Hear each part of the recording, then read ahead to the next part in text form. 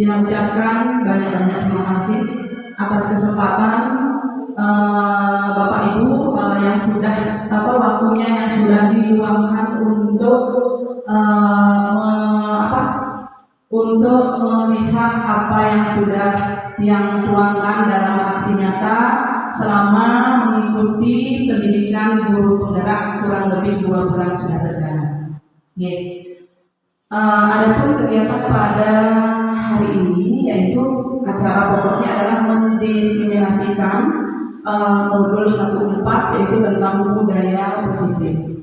Nah, namun sebelumnya itu nanti dia akan sampaikan sekilas tentang materi yang sudah dia dapatkan selama mengikuti pendidikan guru penggerak.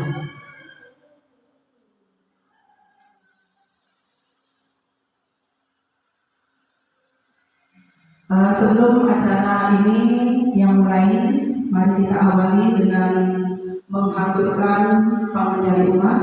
Om Swastiastu. Assalamualaikum warahmatullahi wabarakatuh. Salam sejahtera untuk kita semua. Salam bahagia. Yang pertama yang akan saya sampaikan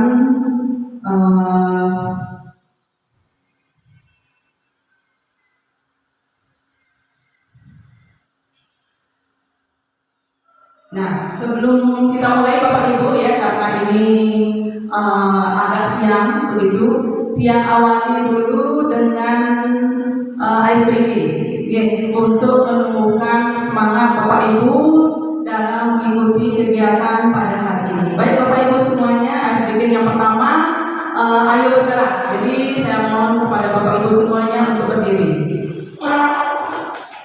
luar meja. Sudah siap Bapak Ibu?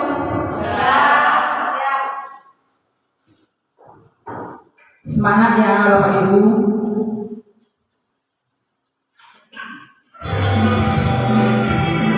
Ikuti Bapak Ibu ya.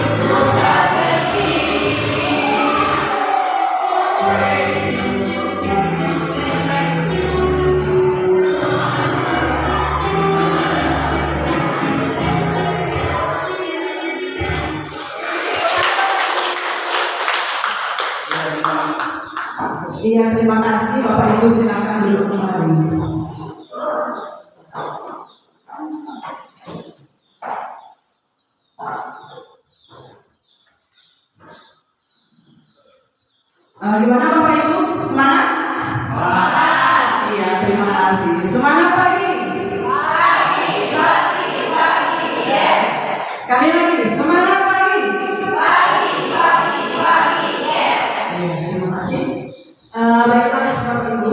Nah, yang pertama yang akan saya sampaikan pada kesempatan ini yaitu menyampaikan secara garis besar tentang modul 1 yang sudah saya rampungkan, di mana modul 1 ini terdiri dari 4 bagian.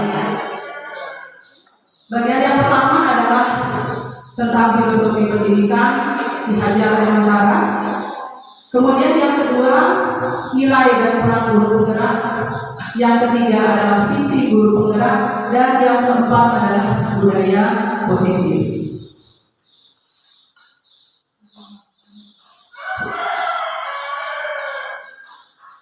Nah, untuk filosofi pemikiran di Hajar Dewantara, Bapak Ibu, secara garis besar dari apa yang sudah yang pelajari ada ini seperti yang saya sebutkan. Nah, yang pertama, menurut beliau bahwa pendidikan itu adalah sebagai tuntunan.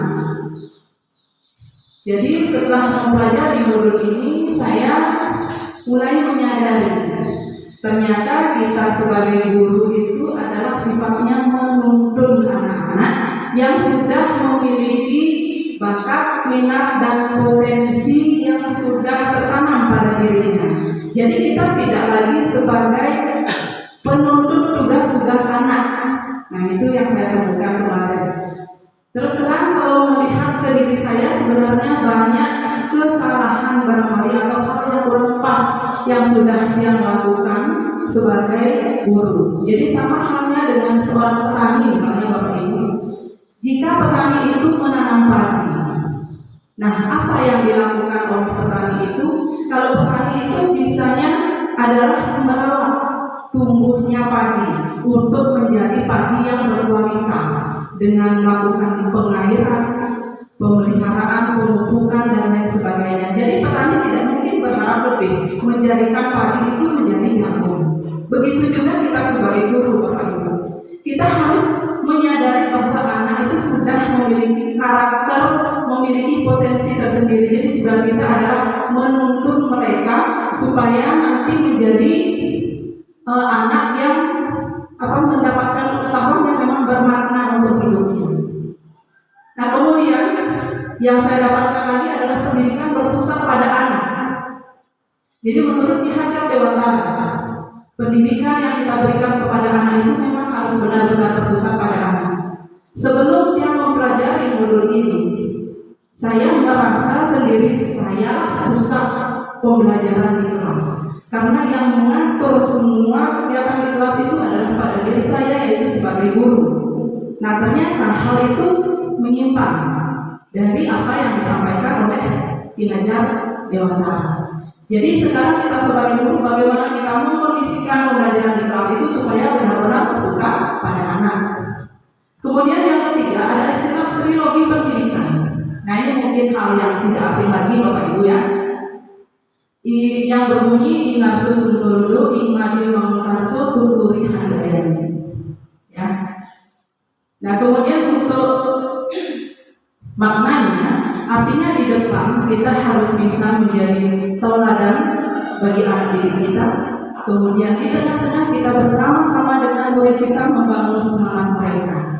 Kemudian di belakang kita selalu menjadi motivator untuk anak didik kita. Kemudian yang terakhir, beliau menyatakan bahwa pendidikan itu harus sesuai dengan kodrat alam dan kodrat zaman. Nah, kodrat alam misalnya disesuaikan dengan di mana anak itu berada. Kemudian kalau kodrat zaman, seperti yang sudah kita lakukan di sekolah kita, jadi kita harus mampu mengintegrasikan penggunaan IT di dalam pembelajaran supaya anak-anak kita bisa tumbuh beradaptasi sesuai dengan perkembangan zaman saat ini. Nah, itulah yang saya dapatkan dari filosofi pendidikan yang Hajar Dewantara. Selanjutnya, pada modul yang kedua, di sana saya mempelajari tentang nilai dan peran guru penggerak. Yang pertama, nilai guru penggerak itu ada 5, Bapak Ibu. Yang pertama, berpihak pada murid. Artinya kita sebagai guru harus memiliki nilai ini. Jadi bukan lagi kita yang sebagai pusat pembelajaran, tapi anak-anak. Kemudian mandiri, artinya kita sebagai guru harus mampu belajar secara mandiri. Jadi apa keperluan kita untuk meningkatkan kompetensi diri dan lain sebagainya, kita harus mengisi diri tanpa harus mendapatkan perintah dari atasan.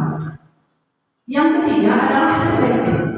Jadi tidak ada salahnya kita sebagai guru meminta teman sejawat untuk merefleksi atau memberikan kritik, saran dan masukan kepada kita. Selain kita juga harus merefleksi diri sendiri. Jadi tujuannya adalah untuk perbaikan ke depannya.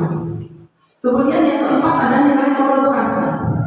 Nah di sini sebagai guru kita harus mengembangkan sikap kolaborasi kita. Jadi kita harus mampu berkolaborasi dengan kepala sekolah, dengan teman sejawat, dengan orang tua sekaligus dengan siswa juga.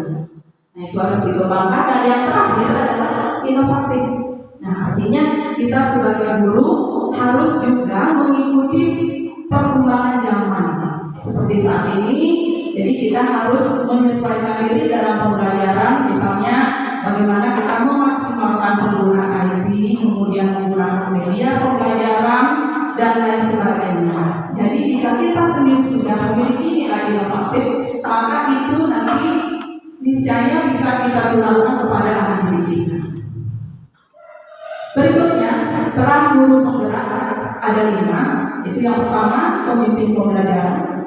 Nah maksudnya sebagai pemimpin pembelajaran, artinya dalam melaksanakan kegiatan pembelajaran itu kita mampu menerapkan filosofi pendidikan yang sudah disampaikan oleh Ki Hajar Dewantara. Yang kedua adalah menjadi coach bagi teman guru lain. Nah di sini di SMP 5 kebetulan saya berdua dengan Bapak Putu Hendra ya. Mudah-mudahan kami bisa nanti memerankan yang kedua ini adalah coach bagi teman guru lain. Artinya kita akan siap mendampingi Bapak Ibu untuk belajar berkaitan dengan peningkatan kualitas pembelajaran. Jadi bukan berarti maksudnya menggurui begitu. Jadi kita akan selalu sharing untuk peningkatan kualitas pembelajaran. Yang ketiga adalah mendorong kolaborasi. Nah di sini salah satu wujud yang akan kita terapkan untuk mendorong kolaborasi itu adalah dengan membuat sebuah komunitas praktisi di sekolah kita, dan itu pun sudah kami rancang. Kemudian yang keempat adalah mewujudkan kepemimpinan murid. Artinya kita sebagai guru harus melaksanakan kegiatan yang merangsang murid untuk tumbuhnya kepemimpinan pada diri mereka. Artinya kita memberikan kebebasan kepada siswa menuangkan ide-ide mereka agar mereka memiliki sifat-sifat kepemimpinan. Kemudian yang kelima, menggerakkan komunitas praktisi. Nah ini yang sudah saya sampaikan tadi, antara kolaborasi dengan komunitas praktisi itu memang terkait seperti itu. Jadi itu adalah komunitas yang terdiri dari Bapak Ibu guru semuanya di sekolah, bersama dengan kepala sekolah juga, dan kami sebagai guru penggerak yang akan pertama menggerakkan nanti akan membangun komunitas tersebut, tentunya bersama-sama dengan Bapak Ibu guru semuanya.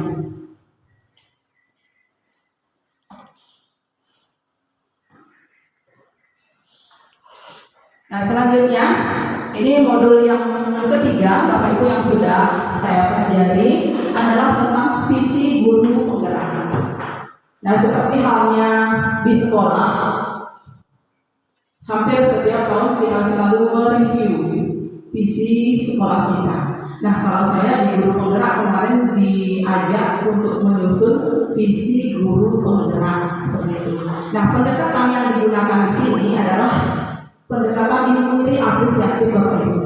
Ya, maksudnya pendekatan ini merupakan sebuah paradigma sekaligus model manajemen perubahan yang memegang prinsip psikologi positif dan pendidikan positif dan pendekatan berbasis kekuatan. Nah, maksudnya begini, di dalam kita membuat visi atau impian besar kita nantinya terhadap anak didik kita tidak lagi melihat kelemahan-kelemahan yang kita punya, seperti di SMP 5 misalnya. Kita tidak lagi berpikir apa sih yang bisa kita lakukan dan harus kita kecil. Nah, jadi kita tidak boleh mengungkit-ungkit kelemahan, selalu kelemahan dan kelemahan, karena itu akan semakin melemahkan kita. Jadi yang kita gunakan di sini adalah ambillah semua kekuatan yang kita miliki. Begitu juga di Bapak Ibu guru sendiri, jangan menonjolkan kelemahan sendiri.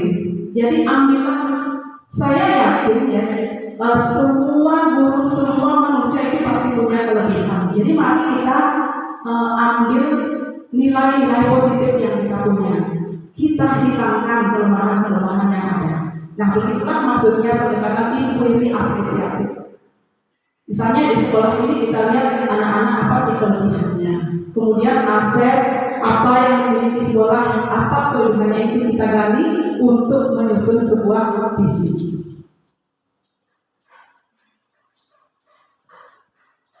Nah, kemudian modul yang keempat kita belajar tentang budaya positif. Nah, sekarang Bapak Ibu silakan refleksi sendiri ya. Misalnya saya menetapkan sebuah kata disiplin. Nah, coba sekarang Bapak Ibu pikirkan, jika mendengar kata disiplin, apa yang Bapak Ibu bayangkan atau apa yang Bapak Ibu pikirkan? Misalnya terkait dengan sebuah kata, silakan. Bapak Ibu, siapa yang bisa memberikan pendapatnya? Bu Putri. Kalau sebuah rasa ya, disiplin menurut saya tepat waktu. Tepat waktu, ya. Berikan tepuk tangan dulu Bapak. Ya. Bagus sekali jawabannya Bu Putri ya. Disiplin itu identik dengan tepat waktu. Oke, Bapak Ibu guru yang lain barangkali Pak Nyoman. Terima kasih atas waktu yang diberikan. Di sini apa yang dikatakan oleh Bu B, disiplin itu menurut saya sendiri adalah mentaati segala aturan-aturan atau kesepakatan yang kita buat bersama komunitas kita. Terima kasih. Ya, terima kasih Pak Man. Tadi Pak Man menyampaikan disiplin itu erat kaitannya dengan taat kepada aturan atau kesepakatan yang sudah kita buat. Bapak Ibu yang lain barangkali? Bu, dari Bapak kesempatan. Terima kasih atas waktunya. Menurut saya mungkin sama dengan Bapak yang mengatakan bahwa disiplin itu adalah taat aturan, mengikuti aturan-aturan yang sudah disepakati bersama dengan tepat waktu tanpa ada alasan apapun.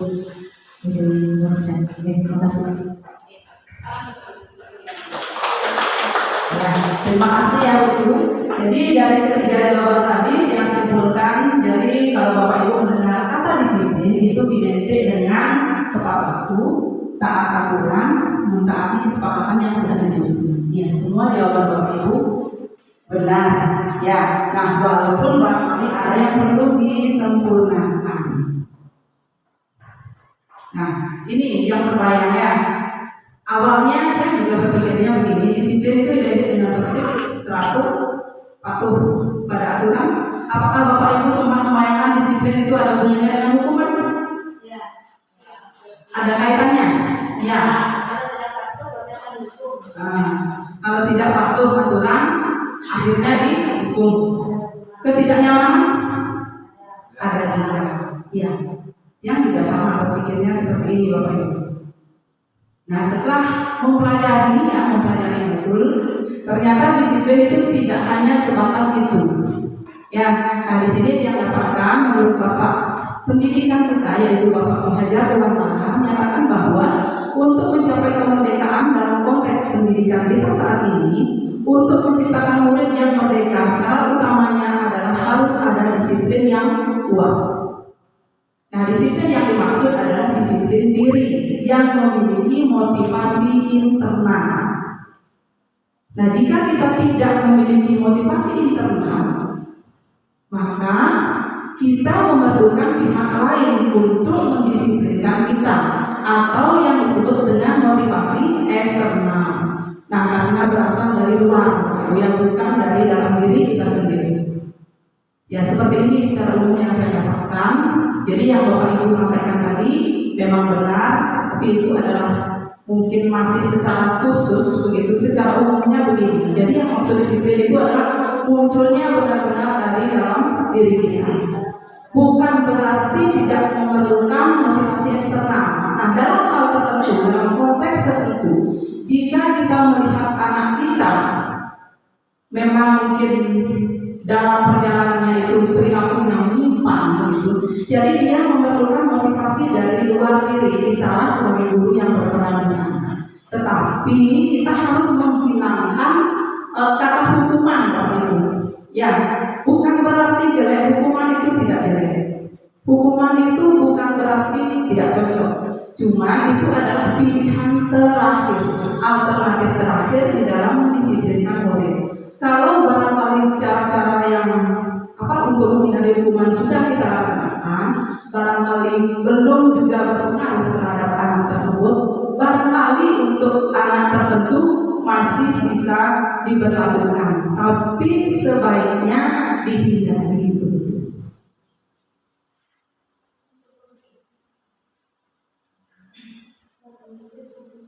Nah, kita lanjutkan, ini masih tentang budaya positif. Di sini dia juga mendapatkan teori tentang 3 motivasi perilaku manusia. Yang pertama, nah ini ada beberapa pertanyaan Bapak Ibu. Yang pertama, mari kita refleksi terhadap diri kita ya. Pernahkah Bapak Ibu melakukan sesuatu untuk mendapatkan senyuman dari orang lain? Ibu Mena,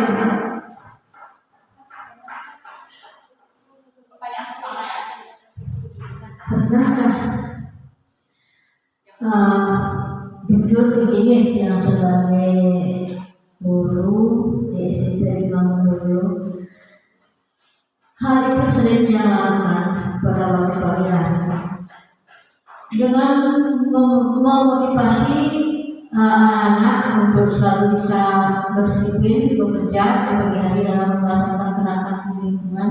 Terkadang yang sendiri menyampaikan sesuatu kepada anak-anak, terutama misalnya apakah kesan-kesan anak-anak pada hari ini, atau mungkin apakah kesan kita pada hari ini, pada pagi ini. Otomatis anak-anak itu akan tersenyum, dan otomatis yang sendiri juga merasakan bahwa anak ini pada saat ini dia sedang bahagia. Begitu sering yang lakukan pada pagi hari. Cuma itu yang kita sampaikan. Terima kasih. Terima kasih Bu Mena ya. Berarti pertanyaan yang pertama, Bu Mena sering melakukan sesuatu untuk mendapatkan senyuman dari orang lain. Jadi caranya tadi anak peserta didik, siswa kita ditanya tentang kabar dan lain sebagainya, sehingga mereka tersenyum begitu ya. Nah, baik, kita lanjut yang kedua. Pernahkah Bapak Ibu melakukan sesuatu untuk mendapatkan hadiah? Pernahkah? Pernah?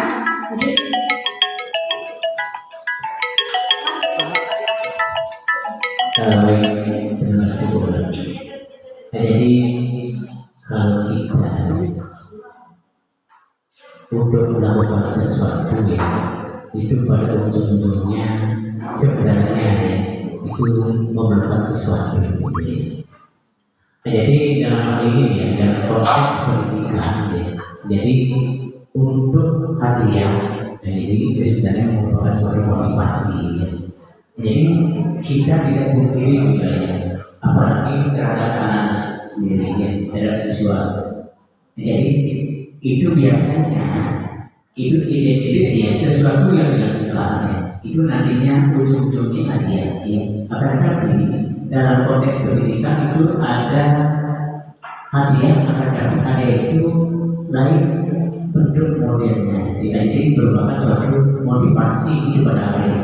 Nah, jadi dalam hal ini hadiah bisa dulu, jadi harus kita dapatkan, tapi konteksnya itu nantinya berupa apa. Nah, jadi itu merupakan suatu motivasi. Jadi itu secara gambaran yang kami sampaikan. Terima kasih. Terima kasih ya. Diberikan tepuk tangan Bapak Ibu.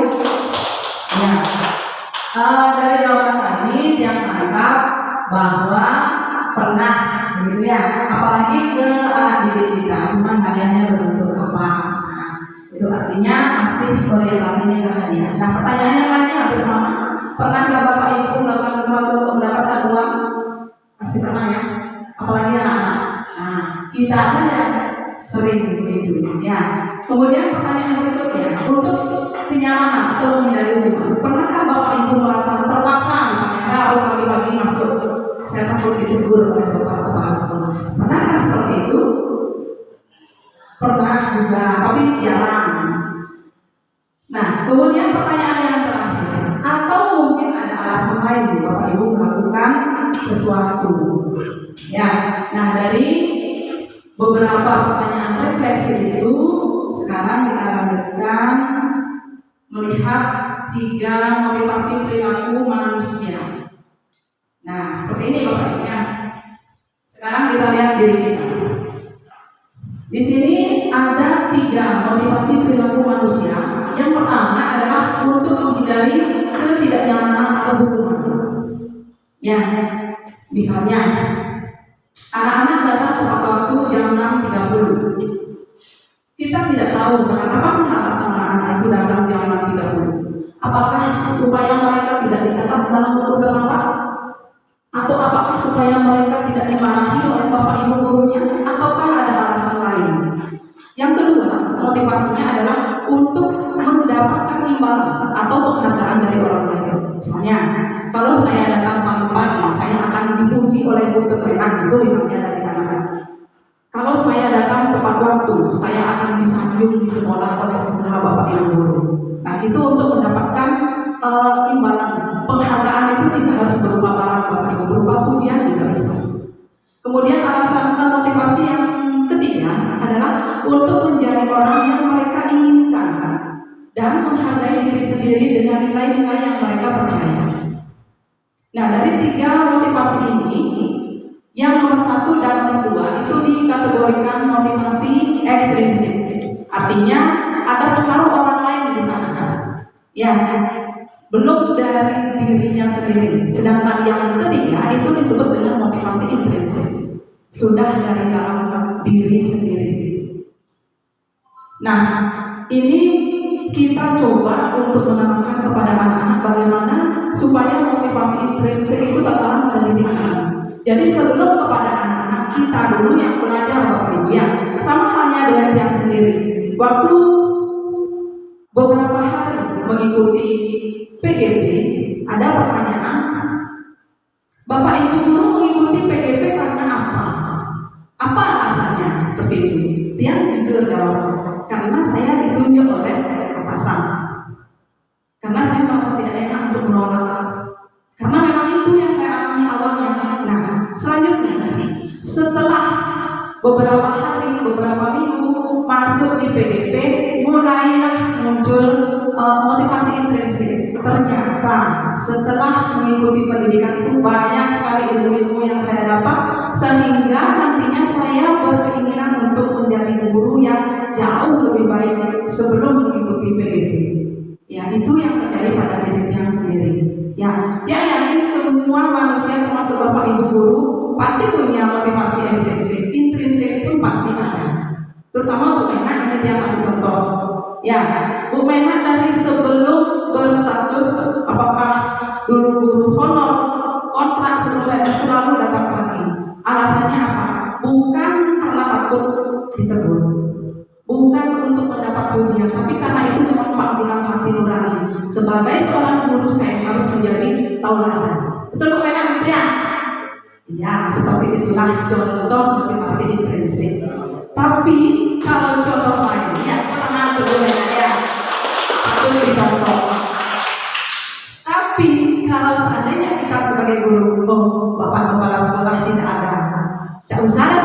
belajar. Nah, kalau seperti itu, motivasi apa itu Bapak Ibu Guru? Sudahkah punya intrinsik? Belum ya, karena kita masih dipengaruhi oleh orang lain. Ya, baru Bapak Kepala Sekolah karena saya rajin, takut ditegur. Oh, kepala sekolah tidak usah deh saya mengajar. Nah, itu berarti kalau ada seperti itu belum memiliki motivasi intrinsik. Ya, mudah tapi tidak ada, bukan? Baik, selanjutnya, nah, permainan lagi. Ya, sekarang supaya tidak mengatur Bapak Ibu ya, ini yang punya permainan game disebut warna. Bapak Ibu kan semuanya tahu warna. Ya, nah ini pendahuluan. Ya, coba dibaca Bapak Ibu dari atas. Orange, merah, kuning, hijau, biru. Baik, tantangan pertama siapa yang mau main? Siapa yang mau main? Pak Hendra, Pak Putri. Putri ya? Oke, sekarang Putri tolong dijawab. Ya, ini pakai mic. Berarti kalau Putri nanti bisa menjawab dengan benar masuk konsentrasi. Siap Putri? Siap. Sebutkan warna dari tulisan berikut. Jawab cepat ya. Putih. Belum. Ya, siap Putri. Merah. Hijau. Biru. Kuning. Merah. Hijau. Biru. Merah. Luar biasa.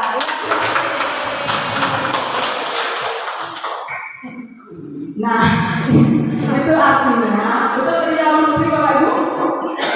Betul ya. Itu artinya Putri masih melek, masih fokus dengan apa yang dia sampaikan di depan.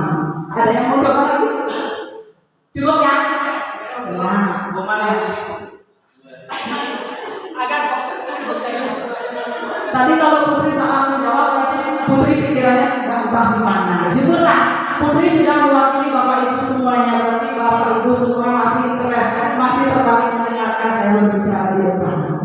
Nah, baik Bapak Ibu, itulah tadi sekilas tentang teori yang sudah dia dapatkan. Semoga bisa kita praktekkan bersama. Dan sekarang barulah yang masuk pada materi inti, yaitu akan menyampaikan diseminasi aksi nyata modul 1.4 yang terakhir tadi tentang budaya positif. Nah, judul dari aksi nyata yang akan saya buat adalah menumbuhkan budaya positif murid dalam pembelajaran di kelas dengan menerapkan kesepakatan kelas.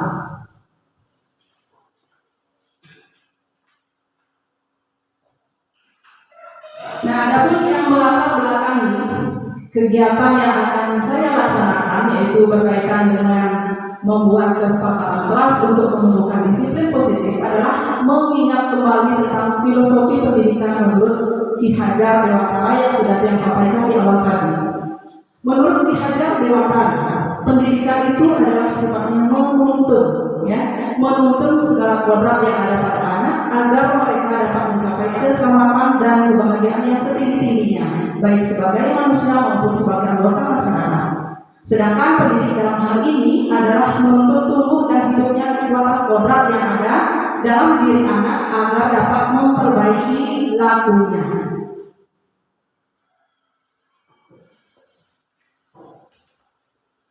Nah, kemudian tadi juga sudah saya sampaikan bahwa menurut beliau pendidikan itu harus memperhatikan kodrat alam dan kodrat zaman. Kodrat alam di mana anak itu tumbuh, di mana anak itu berada, itu harus diperhatikan. Kemudian kodrat zaman, maksudnya supaya anak-anak itu mampu beradaptasi dengan era globalisasi saat ini. Nah, kemudian sebagai penting untuk mewujudkan itu semua perlu ditanamkan budaya positif di lingkungan sekolah agar anak merasa nyaman dan aman dalam mewujudkan merdeka belajar. Kemudian latar belakang yang kedua adalah mengingat tentang teori budaya positif. Budaya positif itu merupakan salah satu keuntungan bagi murid untuk dapat memperbaiki perilakunya melalui interaksi serta komunikasi yang positif. Dengan adanya budaya positif akan membentuk siswa untuk melakukan hal positif sehingga dapat membentuk karakter baik yang kelak akan bermanfaat untuk mereka. Budaya positif itu merupakan perwujudan dari nilai-nilai atau kebajikan universal yang diterapkan di sekolah oleh semua warga sekolah. Nah, ini memerlukan implementasi yang konsisten dan positif yang sesuai dengan profil pelajar Pancasila. Kemudian upaya dalam membangun budaya positif di sekolah yang berpihak pada murid itu bisa diawali dengan membentuk lingkungan kelas yang mendukung terciptanya budaya positif, yaitu dengan menyusun kesepakatan kelas. Nah, apa itu kesepakatan kelas? Bapak Ibu bisa perhatikan. Kesepakatan kelas itu berisi beberapa aturan untuk membantu guru dan murid bekerja bersama membentuk kegiatan belajar mengajar yang efektif. Kesepakatan kelas tidak hanya berisi harapan guru terhadap muridnya, tapi juga berlaku sebaliknya, harapan murid terhadap gurunya. Kesepakatan disusun dan dikembangkan bersama-sama antara guru dan murid. Kesepakatan kelas yang efektif dapat membantu dalam pembentukan budaya disiplin positif di kelas. Nah, dengan terbentuknya disiplin positif dalam lingkungan kelas, harapan kita tentunya adalah agar disiplin positif itu dapat berkembang menjadi budaya positif yang dilaksanakan oleh semua warga di lingkungan sekolah intinya. Sehingga lingkungan belajar yang nyaman dan menyenangkan murid akan dapat tercipta. Nah, dengan seperti itu, apa yang disampaikan oleh Bapak Ki Hajar Dewantara bahwa pendidikan berpusat pada anak melalui Merdeka Belajar bisa kita wujudkan. Nah, berikutnya tujuan kegiatan aksi nyata yang dia lakukan adalah yang pertama, menerapkan budaya positif di sekolah sehingga dapat menumbuhkan profil pelajar Pancasila. Yang kedua adalah siswa mampu mengikuti pembelajaran dengan baik. Dan yang ketiga adalah guru mampu melaksanakan tugasnya sebagai fasilitator yang berpihak pada murid dengan penuh semangat. Nah, itu tujuannya. Selanjutnya, tolak ukur keberhasilan. Sini ada 3 yang buat, mudah-mudahan memang benar-benar terwujud ya. Yang pertama adalah terbentuknya keyakinan kelas melalui kegiatan kesepakatan kelas yang dilakukan bersama wali kelas dan siswa. Yang kedua, siswa dan guru mampu menjalankan keyakinan kelas yang sudah disepakati secara konsisten. Kemudian yang terakhir, guru dan murid mampu menunjukkan disiplin positif sesuai dengan profil pelajar Pancasila. Nah, selanjutnya ini adalah implementasi aksi nyata tentang budaya positif yang sudah dia lakukan.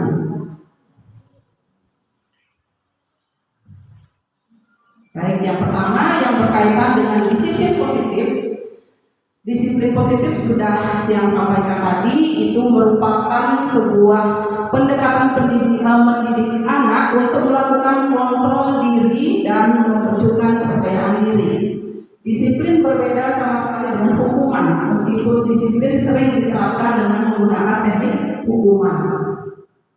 Tujuan dari disiplin positif murid adalah untuk menanamkan motivasi sehingga dapat menjadi orang yang mereka inginkan dan menghargai diri sendiri dengan nilai-nilai yang mereka percaya.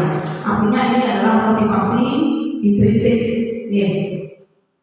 Nah, ketika murid-murid memiliki motivasi tersebut, mereka telah memiliki motivasi intrinsik yang berdampak jangka panjang.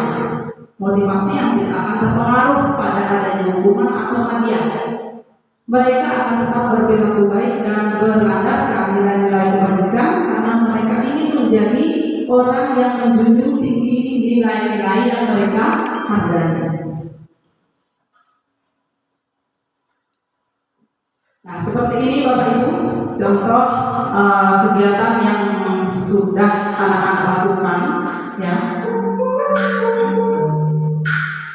selalu memberikan motivasi kepada murid untuk menghargai dirinya, memberikan kesempatan serta kebebasan kepada murid untuk melaksanakan ide-ide positif mereka. Nah, ini dapat diperhatikan salah satu kegiatan yang dilaksanakan oleh murid pada saat kegiatan pembelajaran matematika.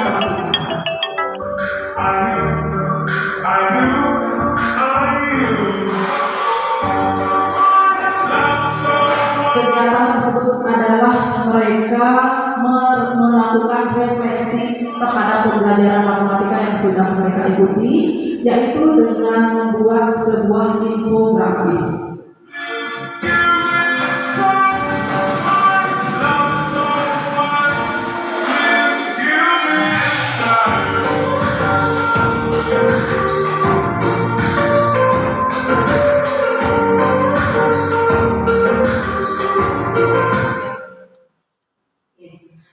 Itu diambil salah satu video dari anak-anak proses mereka membuat infografis tersebut secara berkolaborasi.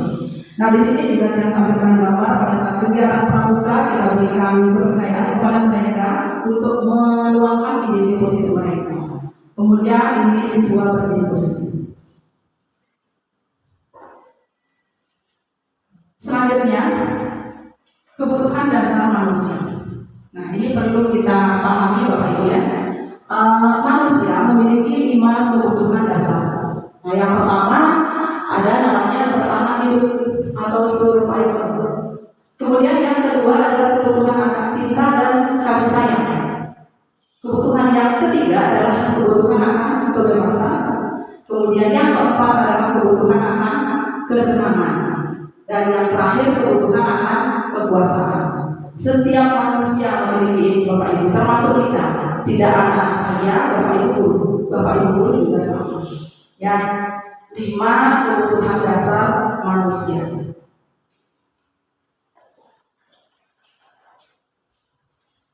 Seluruh tindakan manusia memiliki tujuan tertentu. Nah, semua yang kita lakukan adalah usaha terbaik kita untuk mendapatkan apa yang kita inginkan. Ketika kita mendapatkan apa yang kita inginkan, sebetulnya saat itu kita sedang memenuhi 1 atau lebih kebutuhan dasar kita, yaitu kebutuhan untuk yang kita sebutkan tadi, bertahan hidup, kemudian cinta dan kasih sayang, kebutuhan akan kebebasan, kesenangan dan kekuasaan. Jadi apapun perilaku kita sehari-hari itu Bapak Ibu itu adalah menunjukkan salah satu perilaku yang kita lakukan untuk memenuhi kebutuhan hidup kita. Nah, kemudian ketika kita melihat seorang murid melakukan perbuatan yang bertentangan dengan nilai-nilai kebajikan atau melanggar peraturan, hal itu sebenarnya dikarenakan mereka gagal memenuhi kebutuhan dasar mereka. Betul Bapak Ibu itu? Betul ya? Seperti yang kita lihat anak didik kita misalnya di sekolah kita, pernah kita temui ada yang meminta uang jajan kepada temannya dengan paksa. Nah, mungkin di sana kita perlu tahu apa sih alasannya mereka berbuat seperti itu. Apakah mungkin nanti salah satu kebutuhan yang mereka harus dapatkan belum terpenuhi? Kemudian misalnya di kelas yang sering kita temui, yang sendiri juga sering melihat, pada saat pelajaran matematika itu siswa ngantuk. Apakah kita serta-merta langsung memarahi murid itu? Langsung Bapak Ibu marah-marah? Tidak. Apa yang kita lakukan? Menanyakan. Iya, kita tidak boleh secara langsung serta-merta marah-marah karena dia tertidur. Jadi kita harus menanyakan dulu apa sebabnya. Kita tidak tahu apa yang terjadi di rumah mereka. Seperti itu. Jadi kita harus benar-benar mampu mengontrol emosi. Ya Bapak Ibu, jika kita melihat ada anak didik yang tidak mengikuti kesepakatan atau aturan yang sudah kita sepakati bersama. Kemudian yang temui juga seandainya, coba Bapak Ibu refleksi juga ya. Misalnya ada anak yang tidak mengumpulkan tugas, misalnya kita sudah berikan waktu 1 minggu seperti itu, tapi anak tersebut tidak mengumpulkan. Nah, kira-kira apa yang akan Bapak Ibu lakukan? Diberikan waktu 1 minggu, misalnya sudah lumayan panjang waktunya, namun anak tersebut tidak juga mengumpulkan, sementara temannya lain sudah. Apa yang akan Bapak Ibu lakukan? Pak Mantan. Terima kasih Bu.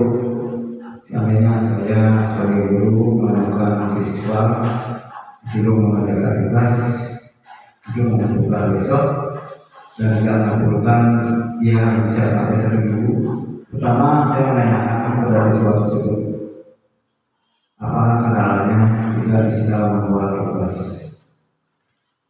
Yang kedua menanyakan kepada siswa tersebut apakah bisa membaca atau bisa menulis. Kemungkinan kendalanya dia tidak bisa membaca atau menulis. Terus yang ketiga jalan keluarnya mungkin saya bisa memberikan siswa yang lainnya untuk bisa membantu sebelum akhir saya akan meluluskan untuk membantu yang baru. Terima kasih. Tepuk tangan untuk Pak Mantan. Ya, jadi Pak Mantan tadi berarti langkah-langkahnya adalah mencari akar permasalahan siswa. Jadi apa sih sebabnya? Kita harus cari tahu dulu Bapak Ibu. Kenapa anak itu sampai tidak membuat tugas? Gitu. Jadi kita tidak bisa serta-merta memponis anak itu malas. Anak itu tidak bertanggung jawab. Jadi tidak boleh seperti ini. Ya, mari kita belajar mengontrol diri. Nah, dia berbagi pengalaman juga pada saat pembelajaran matematika di kelas 7, apalagi jam 8-9, jam terakhir. Sebagian besar anak mengantuk, sepertinya tidak tertarik. Apalagi matematika itu sudah tertanam pada pikiran sebagian besar pikiran anak-anak itu matematika sulit begitu. Jadi dia mencoba untuk melihat mereka ngantuk. Berarti sepertinya yang tanya apa sih keinginan mereka. Ternyata mereka identik ingin bermain. Coba saja kalau matematika itu bermain enak tuh. Nah seperti itu. Jadi saya juga mencoba mengajak mereka belajar sambil bermain. Nah ternyata membagikan motivasi mereka sambil bermain itu berhasil. Ya, tapi saya tidak melihat hasil akhir apakah nilai mereka yang berupa angka itu akan naik atau bagaimana. Yang berorientasinya adalah bagaimana memotivasi mereka supaya tertarik begitu. Ya, yang itu pengalamannya.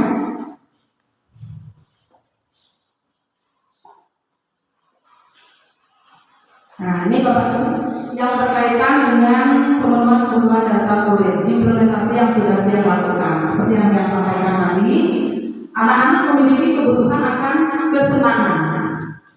Jadi kita sebagai pendidik, bagaimana usaha kita untuk membuat mereka senang terlebih dahulu sebelum belajar. Nah, dengan mereka sudah senang, hati mereka senang, gembira, otomatis dengan mudah kita akan mengajak mereka untuk berkegiatan melakukan sesuatu. Nah, yang sedang saya lakukan adalah di awal pembelajaran yang ajak anak melakukan ice breaking. Ya, di matematika dia juga sedang membuat boleh dibilang sebuah jargon begitu. Setiap yang masuk itu harus diucapkan. Matematika asik itu misalnya diiringi dengan lagu. Itu sudah dia terapkan. Kemudian di dalam proses pembelajaran matematika, dia berusaha untuk mengintegrasikan permainan di dalamnya. Jadi dikit yang kemarin sempat meminta saran dari Pak Dajendra, yang memberikan konsep matematika sambil bermain. Apa ya kira-kira kata yang menarik untuk menuangkan ide itu? Jadi tertuanglah ide labirin matematika. Nah itu adalah akronim dari belajar sambil bermain matematika. Terima kasih ya Pak Dajendra atas inspirasinya, atas idenya. Nah kemudian yang selanjutnya kebutuhan akan kebebasan. Anak-anak itu sangat memerlukan kebebasan, Bapak Ibu.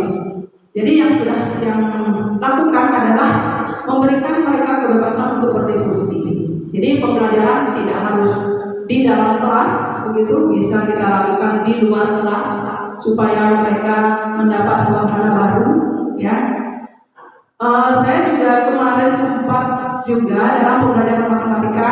Nah, kembali ke permainan, saya membuat sebuah pembelajaran yang beri nama challenge plane. Ya, tantangan ada dalam pesawat. Jadi anak-anak yang ajak bermain di lapangan, mereka senang walaupun pada jam terakhir mereka semangat kalau diajak keluar.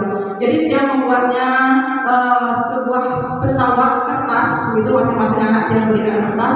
Di dalam kertas itu ada tantangannya. Jadi di sana kita bisa menuangkan soal-soal terkait dengan materi kita. Jadi kita terangkan di halaman, kemudian masing-masing anak mengambil kembali pesawat yang manapun mereka dapat, dan itulah mereka tertantang untuk menyelesaikan permasalahan atau soal yang berikan di sana. Dan tidak lupa juga pada saat itu dia memberikan menanyakan atau merefleksi perasaan mereka. Jadi kita bisa memberikan gambar emotikon pada saat itu, apakah mereka saat itu tersenyum ataukah mereka stres begitu.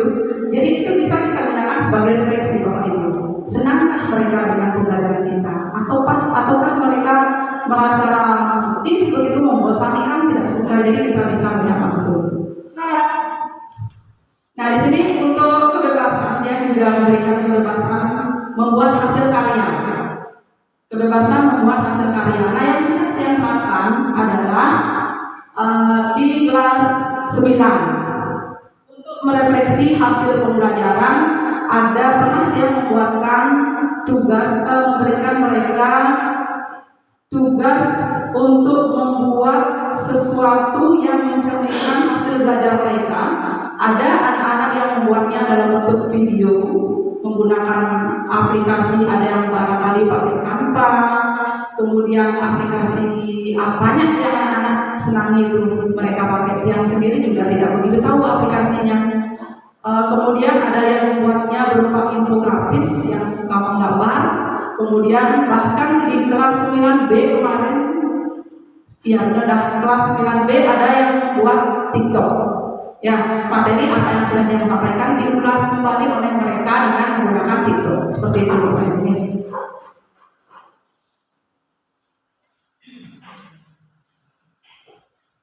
Nah, kemudian kebutuhan akan kekuasaan. Jadi anak-anak itu dia memerlukan tempat untuk menyampaikan, ingin menguasai sesuatu begitu ya. Jadi dalam hal ini untuk memenuhi kebutuhan itu, dia memberikan kesempatan kepada anak-anak untuk menyampaikan hasil pembelajaran mereka. Jadi melalui presentasi, Bapak Ibu sudah sering melakukan itu sebenarnya sudah memenuhi salah satu kebutuhan anak-anak, yaitu kekuasaan. Jadi di saat itu kita memberikan motivasi kepada mereka bagaimana mereka percaya diri, berdiri di depan, menguasai kelasnya. Jadi kita memberikan motivasi yang positif Bapak Ibu. Kita tidak melihat apakah bagus dan penampilan mereka seperti itu, yang mereka berusaha dulu seperti itu. Nah, itu untuk pemenuhan kebutuhan.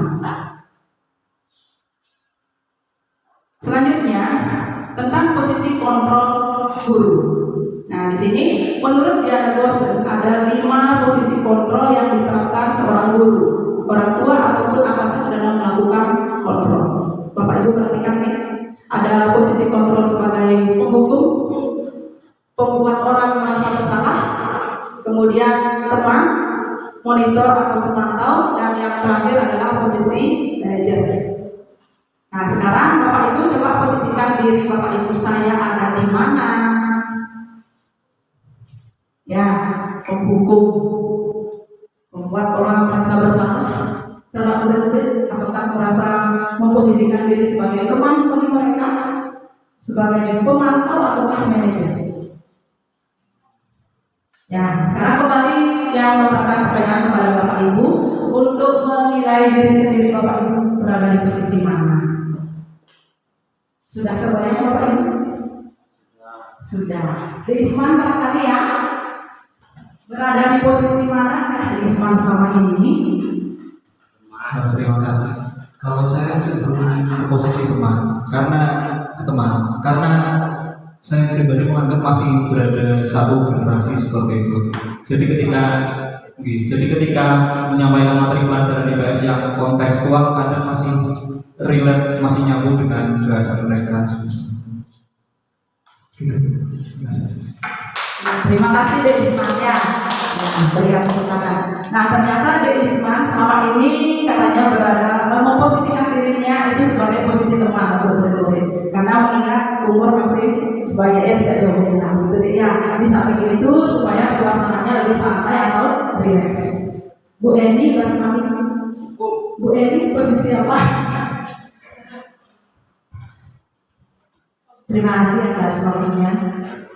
Saya biasanya mengajar karena kebanyakan praktek, jadi saya lebih memposisikan diri sebagai teman. Dalam artian, pada saat mereka mengerjakan sesuatu, biar mereka tidak tegang, karena di sini notabene siswa itu bisa dikategorikan sebagai jarang mungkin berhadapan langsung dengan komputer, mungkin agak kagok. Jadi kalau saya memposisikan diri sebagai pemantau, tentu rasanya kurang pas karena anak-anak di sini jarang bersentuhan dengan hardware. Jadi saya mencoba untuk memposisikan diri sebagai teman biar mereka merasa nyaman untuk bertanya, tidak malu. Biasanya kan kalau mereka malu, apalagi praktek, tentu mereka akan tinggalan seperti itu. Makasih Bu Eni. Ya ternyata Bu Eni juga memposisikan diri sebagai teman. Ya tujuannya supaya komunikasi dengan murid itu lebih enak seperti itu ya. Pak Hendra barangkali ya. Pak Hendra sebelum ikut PGP ya. Sebelum Pak Hendra ikut PGP, di posisi manakah Pak Hendra dominan berada? Baik, terima kasih atas kesempatannya.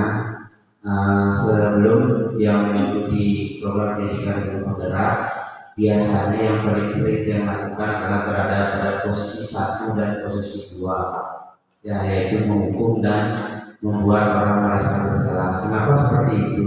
Karena dari pengalaman bahwa dengan hukuman, dengan membuat mereka bersalah, mungkin mereka akan sadar dengan apa yang sudah diperbuat, tetapi faktanya beda.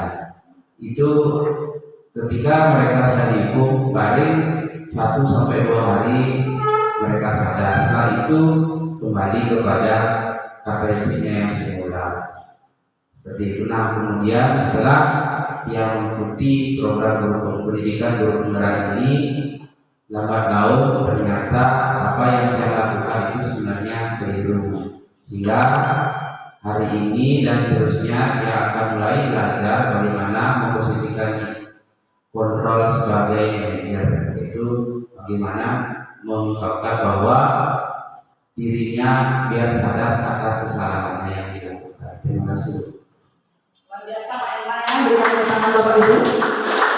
Iya, Pak Hendra sudah mengakui awalnya adalah sering memposisikan diri sebagai penghukum. Ya betul ya, bisa kita lihat juga seperti itu. Nah setelah mengikuti tahu teori-teori, ternyata sekarang berusaha menjadi memposisikan diri sebagai manajer. Mudah-mudahan Bapak Ibu semua juga seperti itu.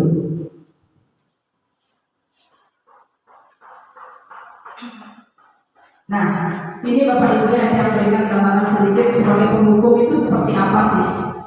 Biasanya nah ini kata-kata yang sering dikeluarkan oleh guru.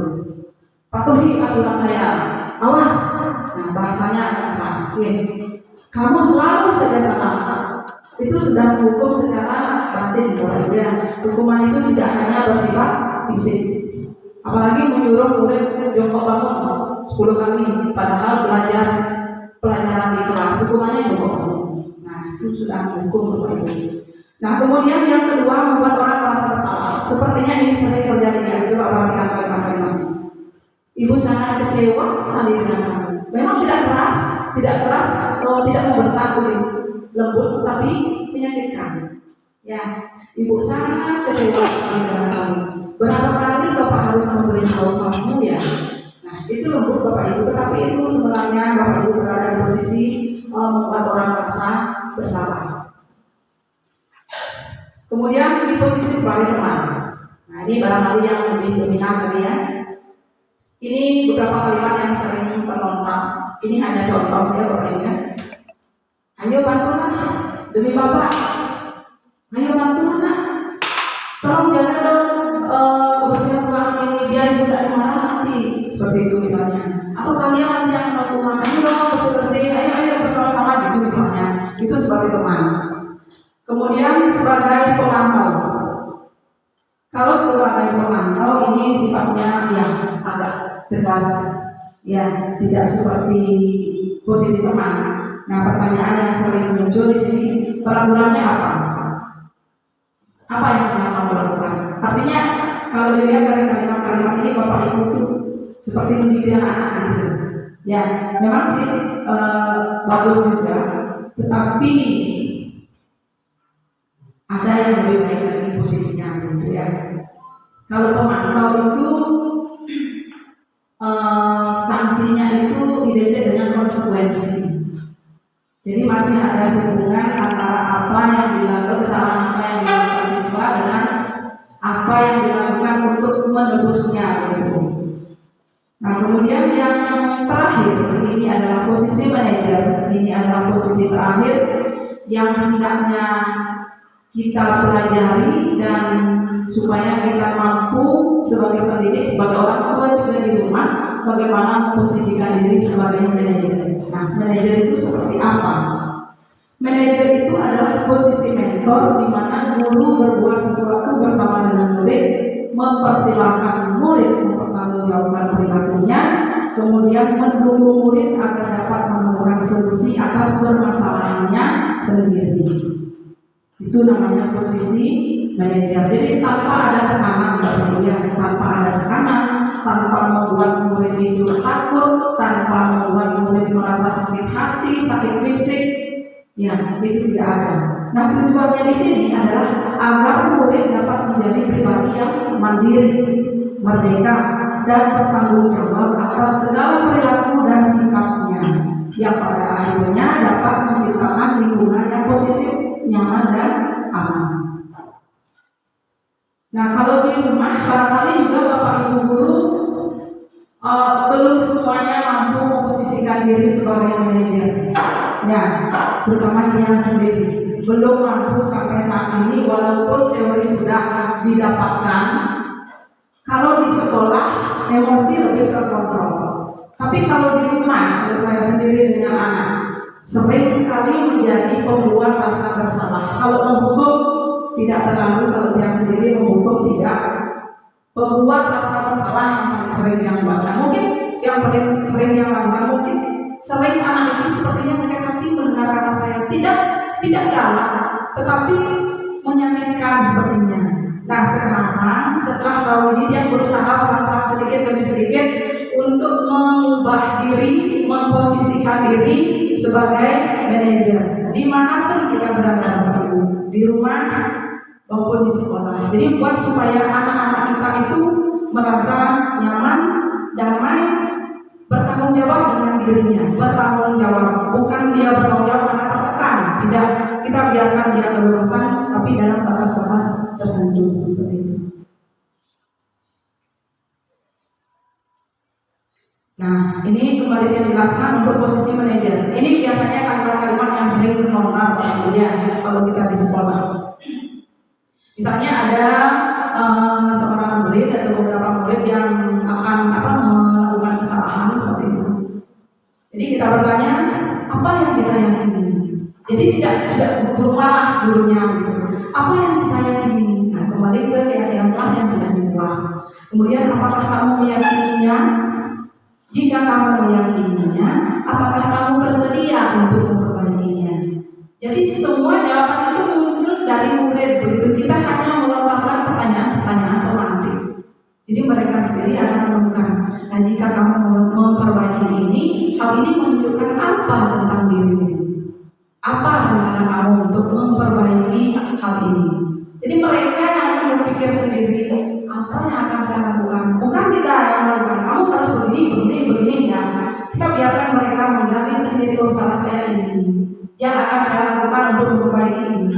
gitu. Jadi akan muncul tanggung jawab sendiri pada diri mereka.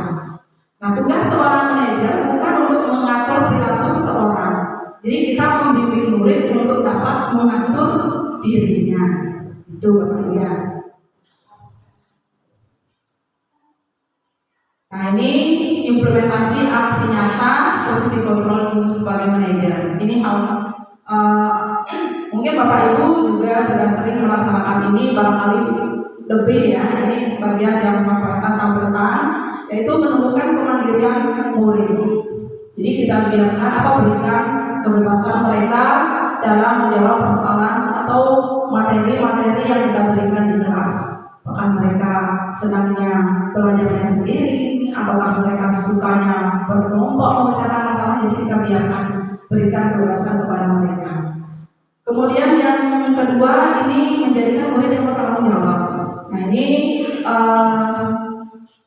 ada murid yang pernah melakukan kesalahan membuat menunjukkan perilaku yang membuat kelas gaduh waktu itu.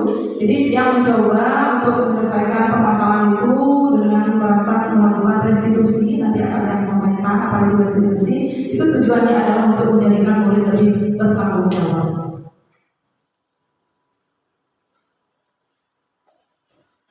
Nah, selanjutnya keyakinan kelas. Nah, tadi juga sudah disampaikan bahwa keyakinan kelas itu merupakan salah satu disiplin positif yang bisa kita terapkan dalam membangun budaya positif di sekolah yang mengacu pada nilai-nilai kebajikan universal. Keyakinan kelas itu merupakan tindakan atau perilaku yang kita lakukan di dalam kelas dalam menciptakan sebuah lingkungan positif. Perilaku warga kelas tersebut menjadi sebuah kebiasaan yang akhirnya membentuk sebuah budaya positif. Nah, itu tentang keyakinan kelas. Nah, ini yang sudah dia lakukan. Waktu ini dia mencoba membuat kesepakatan kelas di kelas 7A. Nah, langkah pertama, Bapak Ibu, ini harapan harapan kami, semoga Bapak Ibu semuanya nanti baik guru mata pelajaran, wali kelas, mohon nanti bisa berkolaborasi untuk membentuk kesepakatan kelas atau keyakinan kelas di kelas masing-masing. Itu harapannya. Nah, yang kita lakukan, yang pertama melakukan perencanaan. Kemudian setelah melakukan perencanaan tindakan aksi nyata, berikutnya yang mengkomunikasikan perencanaan tersebut kepada kepala sekolah. Jadi meminta izin kepada beliau untuk melaksanakan aksi nyata ini. Selanjutnya, barulah yang mensosialisasikan tentang rancangan kegiatan aksi nyata tersebut dengan teman sejawat. Misalnya guru mapel nanti bisa berkolaborasi dengan wali kelas. Jadi dalam satu kelas itu cukup ada satu keyakinan kelas untuk bersama. Bukan berarti setiap guru mapel punya keyakinan kelas, guru mapel punya, tidak. Setiap kelas kita memberikan dalam satu buah keyakinan kelas nanti. Selanjutnya, setelah mendapat persetujuan dari Bapak Kepala Sekolah, kemudian dengan wali kelas, Bapak Ibu guru dan sejawat, kita langsung melaksanakan tindakan aksi nyata di dalam kelas. Nah, yang pertama, dia mempersilahkan murid-murid di kelas untuk bercurah pendapat tentang peraturan yang perlu disepakati di kelas. Jadi kita berikan mereka kebebasan untuk membuat atau menuliskan apa yang mereka inginkan, hal positif apa, kondisi yang seperti apa mereka inginkan terjadi di kelas itu. Nah, jadi anak-anak menuliskan. Jadi Bapak Ibu di sini bisa menggunakan kertas seperti yang dia gunakan ataupun menulis langsung di papan, tidak masalah juga. Nah, setelah semua murid menerangkan idenya, kemudian mencatat semua masukan para murid di papan tulis atau tempat yang sudah disiapkan, di mana semua anggota kelas bisa melihat hasil curah pendapat tersebut. Nah, setelah semuanya waktu itu menempelkan di tempat yang sudah disiapkan, yang bacakan. Jadi kita sepakati yang mana disetujui bersama, yang mana rasanya tidak pas, ya bisa kita ambil seperti itu. Selanjutnya, setelah ide-ide murid itu semuanya tertempel begitu di papan, barulah menyusun keyakinan kelas sesuai prosedur pembentukan keyakinan kelas dengan mengganti kalimat kalimat-kalimat dalam bentuk negatif menjadi positif. Baik Bapak Ibu, selanjutnya dia sampaikan tentang segitiga restitusi. Nah, bisa Bapak Ibu perhatikan ya, apa itu restitusi? Restitusi itu adalah proses menciptakan kondisi bagi murid untuk memperbaiki kesalahan mereka sehingga mereka bisa kembali pada kelompok dengan karakter yang lebih kuat dengan tahapan sebagai berikut. Bapak Ibu, ada 3 tahapan ya. Yang pertama ada namanya menstabilkan identitas. Kemudian tahap yang kedua adalah validasi tindakan yang salah, dan tahap yang ketiga adalah menanyakan keyakinan. Nah, ini implementasi yang sudah saya lakukan, yang ceritakan sekilas saja. Waktu itu ada murid yang berkasus di kelas, itu ribut mereka. Waktu itu saya belajar matematika karena mereka memperebutkan gulungan kertas yang saya bagikan. Nah, jadi yang saya lakukan tidak serta-merta memarahi begitu, jadi melakukan segitiga restitusi ini. Yang panggil anak yang bermasalah itu, lalu yang ajak ke ruangan yang untuk bagaimana menyadarkan mereka akan kesalahan mereka dan mempertanggungjawabkan apa yang sudah mereka lakukan untuk memperbaiki dirinya di kemudian hari supaya menjadi lebih baik. Dan ini sudah diterapkan. Nah, demikian Bapak Ibu ya, sekilas tentang aksi nyata yang sudah yang coba terapkan di sekolah kita, dan sekarang kita sampai pada akhir materi, yaitu kesimpulan implementasi budaya positif. Nah, yang buat kesimpulan di sini yang pertama adalah budaya positif murid dalam pembelajaran di kelas akan dapat terwujud apabila mendapatkan dukungan dari kepala sekolah, rekan guru, wali kelas, murid, sarana dan prasarana serta lingkungan yang positif di dalam kelas.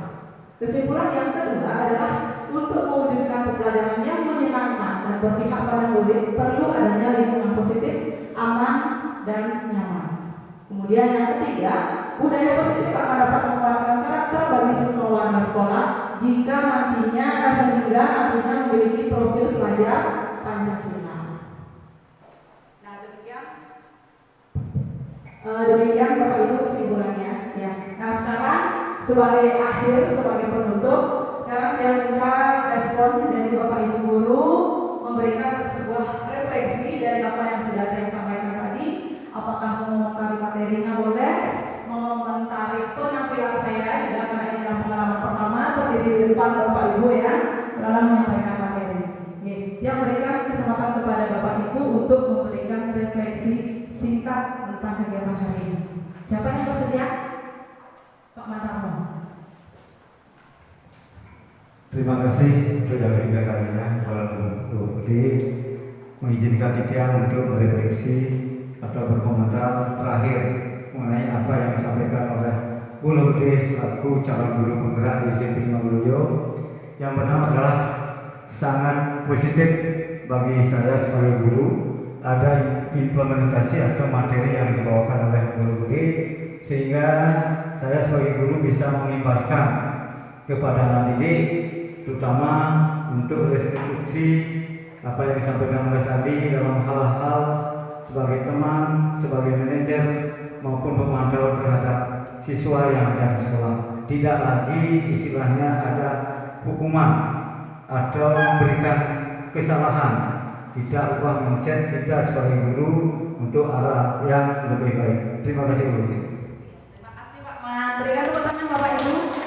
Iya, terima kasih sekali apa yang disampaikan oleh Pak Man, itu sangat memotivasi Tiang juga ya. Mudah-mudahan apa yang Tiang sampaikan nanti memang bermanfaat untuk kita, untuk sekolah kita dan anak didik kita. Saya rasa cukup Bapak Ibunya. Iya. Nah, baiklah Bapak Ibu, sebagai akhir kegiatan kembali Tiang mengucapkan terima kasih yang sebesar-besarnya atas dukungan dari Bapak Ibu, karena dengan mengikuti acara ini Tiang merasa sudah mendapat dukungan yang luar biasa dari Bapak Ibu guru. Semoga saya dapat merampungkan mengikuti pendidikan guru penggerak ini sampai akhir nantinya. Nah, baik, Tiang tutup dengan para pesakti. Om Santi Santi Santi Om. Wassalamualaikum warahmatullahi wabarakatuh.